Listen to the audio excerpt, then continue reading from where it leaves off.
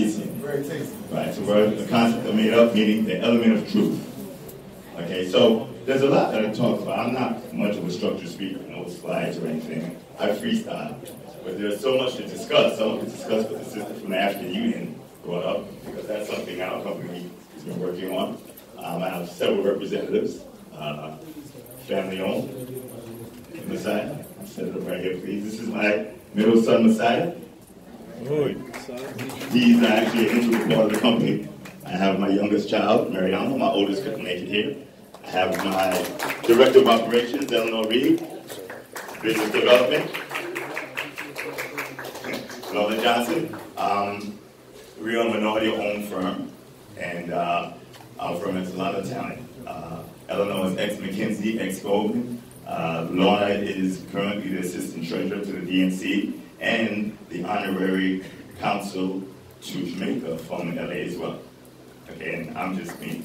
So we have about 22 members all around the world, Asia, Europe, and America, and we're doing a lot in Africa. So I want to go through Africa, but before that, I want to lay a groundwork on what we're doing.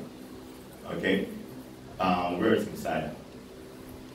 Oh, is it recording? Okay, so I always record myself. So I want to lay a groundwork of what we're doing. I want to discuss power, or socio-economic status, but that's a fancy word for power. So a lot of audience participation. Does anybody know what power is? If I raise a hand, what is it? Organized people and or money. Say it. Organized people or organized money. Organized people and or money. Is that a general agreement? Yeah. It's the ability to influence something. Influence something? Any others? Right quick, before I move on. The audience generally agrees with Money. Money? Money, is that it? Influence. Okay, so from my perspective, and from a scientific perspective, power is a triangle where you have ownership of financial capital and assets, right? Not necessarily at the top, that's 1/3. You have ownership of political influence. You have ownership of social influence. Without all three, you don't have power. Okay, a lot of us, and I'm a Howard grad, by the way, 1989, 2000 Howard grad. A lot of us believe that in order to gain power, you need money. If you have money, you attain power. But that just doesn't work. Lil Wayne probably has more money than Barack Obama. Who has more power on the world stage? Okay? And the reason is because he has all three portions of that triangle covered. Okay, so my goal in creating Veritaseum and enabling peer-to-peer capital markets, which is what we do, is to enable power to, or enable access to power to those who don't have it. Now, peer-to-peer capital markets means Peter can do business directly with Paul, and Paul can do business directly with Paulette, without using a third-party intermediary, like a bank, or broker, or exchange. Okay? This system we're developing using software. The software is like Windows for the blockchain, where you go in with a cell phone, a tablet, a computer, you can see into the blockchain, and then you can interact with it. And you can do deals. You do deals using smart contracts. Smart contracts are a social agreement, or like a legal agreement or a social agreement, but ensconced in computer code running through the blockchain. What makes it special is these contracts can't be broken, they can't be breached, and they can hold capital, which means they can control the entire deal. Now, you have an agreement that can't be broken or breached, that executes automatically, and that can control the dissemination of money, and you can do business with anybody all over the world and never have to trust them. I can do business with you, brother, and it doesn't matter what your credit score is, I don't care what your balance sheet looks like, you can't break out of the deal. So this is very, very special, okay? The ability to control and own this gives you not only that financial asset control, but also the social asset and a significant portion of political assets, which means you have almost all three portions of that triangle. So whoever controls, right, the businesses and business models built on top of the blockchain has power. Every paradigm shift is when new technology comes in and wipes the old technology out. Every paradigm shift that comes along takes the old guard, flushes them away, and brings in a new guard. We'll have paradigm shifts starting with the invention of the wheel, and then fire, and that was maybe 1,000 years apart. After that, you had things such as the lights, electricity, the combustion engine, the integrated circuit, etc. During each paradigm shift, the time, space between each paradigm shift got shorter and shorter. From thousands of years to 1,000 years to hundreds of years to several decades, and then you went from the IC chip to the Mac, to the computer, to the mini computer, which he has in his hand, to the microcomputer, to the internet, which is just, 1993, and now we have the blockchain. But the problem is, every paradigm shift, you have people who don't understand it. When they don't understand it, they poo-poo it. It's a scam. It has no inherent value, like the brother said with Bitcoin. And it's not to knock him. Okay, it's a misunderstanding. But misunderstanding something is very different from trying to push it to the wayside. Because as you misunderstand it, those who do understand it capture it, own it, and they become part of the power structure, and they exclude you. Very, very important lesson. So, we're doing a lot of things at Veritaseum. If you go to Veritaseum.com, you see our introductory video. You know, it's an international firm. We've been in Dubai, all throughout Europe, Amsterdam, London. We've been in about 5 different African nations. I'm incorporating and pushing things through Nigeria, through Kenya, Uganda, Ghana, potentially South Africa. And we're moving very, very hard.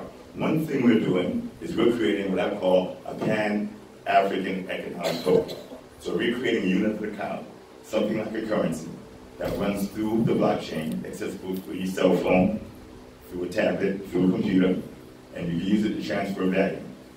This value is backed by a resource that's the most plentiful in Africa. What is the most plentiful and one of the most valuable resources in Africa over the last, say, 10,000 years? Take a guess. People. You know something? That's probably right. Okay? Non-organic matter. Sunshine. Mineral. What is it? Let me help you out. Hold on. Gold. Mineral. I got a pocket over here. This is a kilogram brick of stuff that's found primarily from the African continent. Kilograms, about 2.2 pounds. So I'm going to have someone escort this around so you can see it for obvious reasons. Mariama, stand up, please. Now, using this technology, right, to send this value around, the Pan-African Economic Token, right, anybody can do it. How old are you, Mariama? Speak up loud. 12. Come here, ma'am. Come in. Come up front. Mariama calculated the value, right, of all the units I'm about to show everybody. She did it on a cell phone. Took about 5 or 10 minutes, and she was waiting. She's 12 years old. Pass it around, everybody touch it. Feel it. Please don't drop it, okay? How much is 1 kilogram of gold right now? $39,147.90. So, you see how heavy it is, right? Most people never transfer that. Right now, you could go to our website, you could go to the webpage, you could purchase tokens, right? Purchase that amount of gold, and then you can send it to anybody all around the world in seconds, okay? That gold is stored in vaults in the U.S., 2 places in the U.S., also in Zurich, Switzerland, and in Singapore, okay? Now, that gold is sourced out of Africa. Now, we have different denominations. Going to show that to everybody very carefully, okay?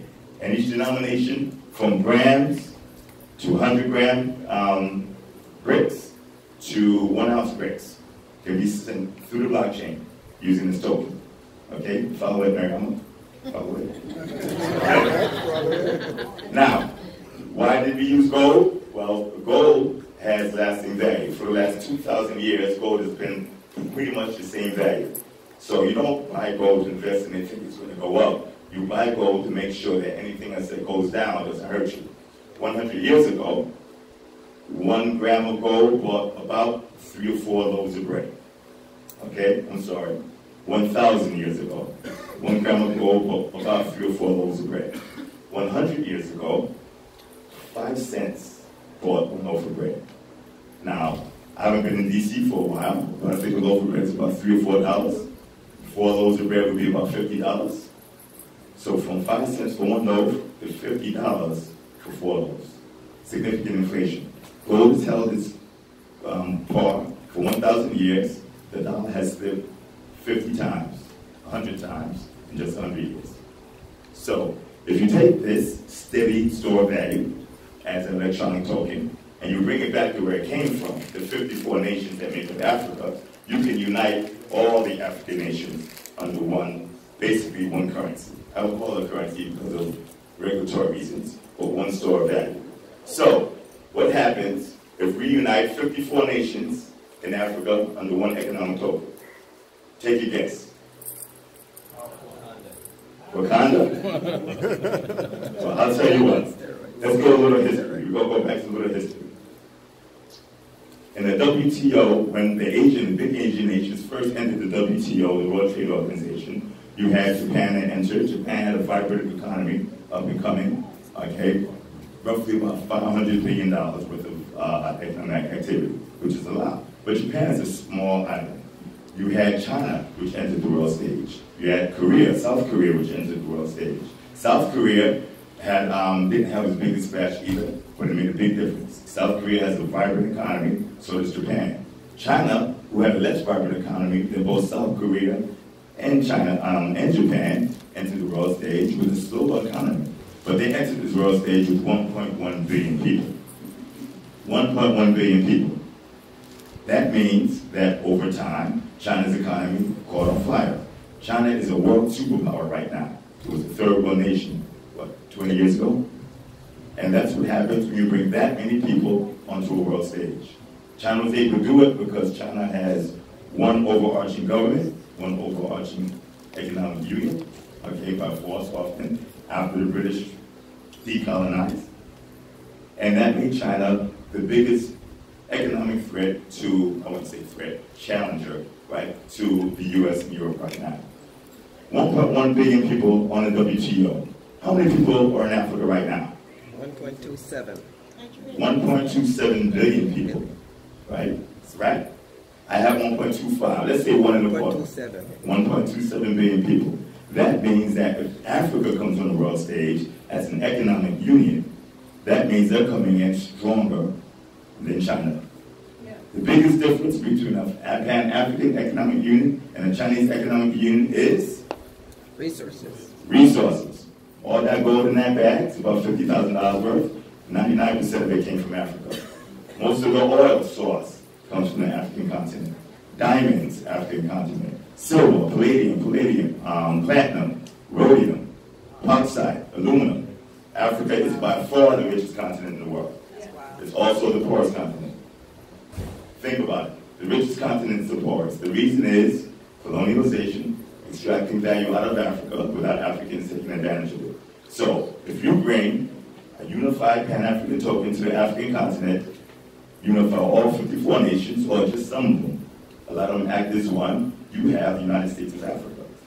Europe tried that, the EU, right? World War I stemmed from populism, when too many people both congregated in one portion, a lot of poor people. You had a lot of charismatic leaders who said, I can free you. You had conflict, you had war. World War II, the same thing, through Hitler. Europe knew it was going to survive World War III. So they decided that they wanted to emulate the most successful nation in the world at that time, which was the United States. So they wanted to unify all the European nations. I think roughly 1723. That was the beginning of the EU, okay, the European Union. But they messed up because they tried to take a shortcut, right? The United States had 450 years of free African labor.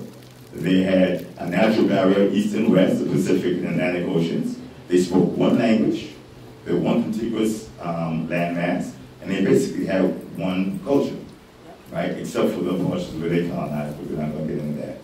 Despite all that, we still had a civil war that wiped out 10% of the male population, and it still took us about 500 years, 600 years. The EU wanted to do it without war, without 450 years of free labor, by speaking 17 different languages, 17 different laws, 17 different economies, 17 different nations, and they want to do it in 30 years, which is why the EU is now falling apart and the Euro is a failed experiment.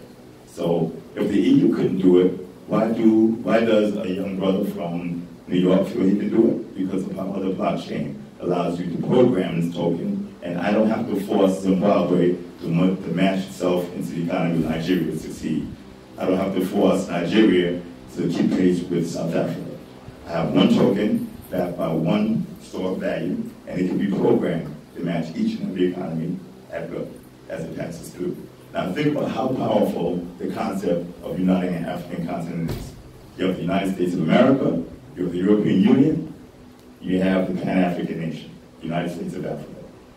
Under the Pan-African nation, you have the largest store of natural resources on the entire planet. Now, does that sound like a big thing, or is it my imagination? Amazing. Amazing? That's it? Okay. So, how feasible is it? Well, we've already started talking to nations in Africa. Okay, we have deals signed in Kenya. We're working on deals in Nigeria, and big boys in Nigeria. Very, very big boys. Multi-billionaires. We have deals signed in financial institutions along West Africa. We're working on East Africa. We're trying to do the same. We also have deals done in the Caribbean. So we've incorporated in areas in the Caribbean. I guess I can say it out loud now, it's not secret. We just incorporated in Bermuda, which has its own digital assets legislation. We're doing a broker deal, right, in the United States under FINRA, 100% blockchain based. Everything's 100% blockchain based. So we're moving around the world. I can fail in Africa and be a wild success.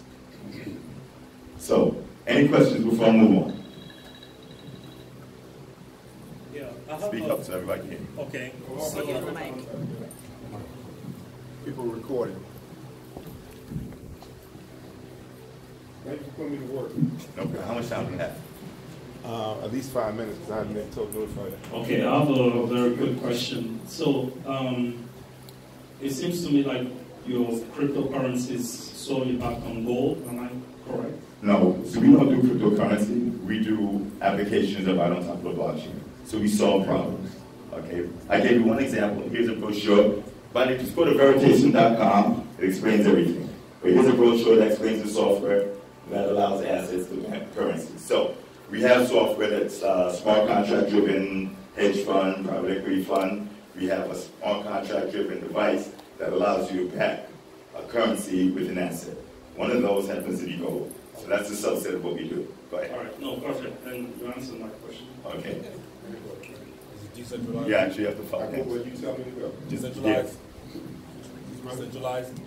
Hold tight, brother. You Hold give tight. me a whole question. So we decentralize what you mean. So if you're producing software where they can tokenize their commodity or their resources, is it still operating on a centralized or decentralized? The token that they're producing. You're saying it. So I'm going to try and answer the question for you, but you got to come up with a full question. Our company, well, I don't understand the question, let's put it that way. Our company is a for-profit company, it's centralized, it's irrelevant. The asset ownership is decentralized. The assets are yours, you get the tokens in your wallet, you do what you want with it. As a matter of fact, it's not decentralized, I stand to correct myself, it's fully distributed. Decentralization is something that runs on a spectrum, and whenever you're dealing with economic assets, decentralization is going to be your negative event. Things are always going to centralize once it comes to money, because you're going to have people who are more powerful, more driven, more dedicated, that can cheat, etc. If you go for full distribution, right, when everybody has something, that will be nirvana, okay, because then you have full control of your assets. We call this autonomy, or autonomous to be able to act on your own. Next question.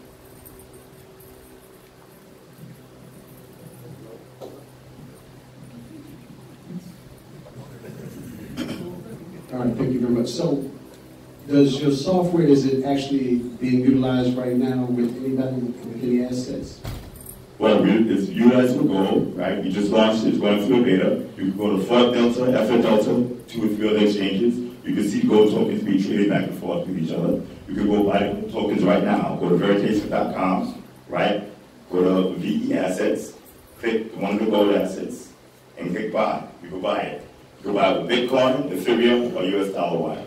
Once you buy it, it's yours. You can do whatever you want with it. You have to go through AML KYC, and the reason is, I go to jail if you don't. Okay? Once you AML KYC, you purchase it, it's autonomous. It's sovereign. You're your own bank. You do whatever you want with it. You can sell it to somebody, pledge it, give it away, lose it, etc. But what makes it special, and I forgot the most important part, right? It's fully redeemable. So you buy a kilogram of gold, You sell it to this man sells it to that man, that man sells it to that woman. She redeems it. She sends a token back to us, AML KYC, so you're not a terrorist. We ship the gold to you. So it's physical ownership of gold in the form of a token, fully insured by Lloyd's of London, secured by Brinks, and it's the LBMA and COMEX approval. So you actually have physical ownership, but you can send it through your cell phone. That's very special because now you have a stable token, right? If I purchase this token, it runs on the Ethereum blockchain. You see Ethereum has dropped like 80% the last couple of months. All the altcoins have dropped in unison. There was a high correlation. This has actually went up 85% against Ethereum. Anybody can go and download it. Anybody who's with me, show them what the coin looks like, measured in F. You can see it's went up. It will never go down with Ethereum, because if it does, if I sold it to him, right, and it dropped 50% with Ethereum, if he was smart, he would simply send the token back to me and redeem it. He just bought gold for 50 cents on the dollar. Okay, so now the rest of the world says, well, I could buy gold for 50 cents on the dollar too, and they buy the token up, and it goes up to what? The spot price of gold. If it goes too far above the spot price of gold, people sell the token, get the gold, and they keep the difference. So that's called market arbitrage. She has the question over there. That's called market arbitrage. Market arbitrage keeps the value of the token right about the price of gold. Whenever it breaks the price of gold, greed, because people do something about it, and it's always going to stay stable.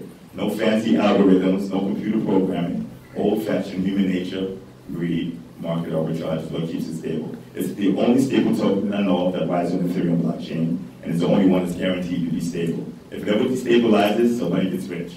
It'll probably be me, because I will always buy it for the prices. Reggie Middleton, ladies and gentlemen, boys and girls, brothers and sisters. And we got more Maasai Warrior cloth coming. It's very important that we consider very heavily and very carefully this information.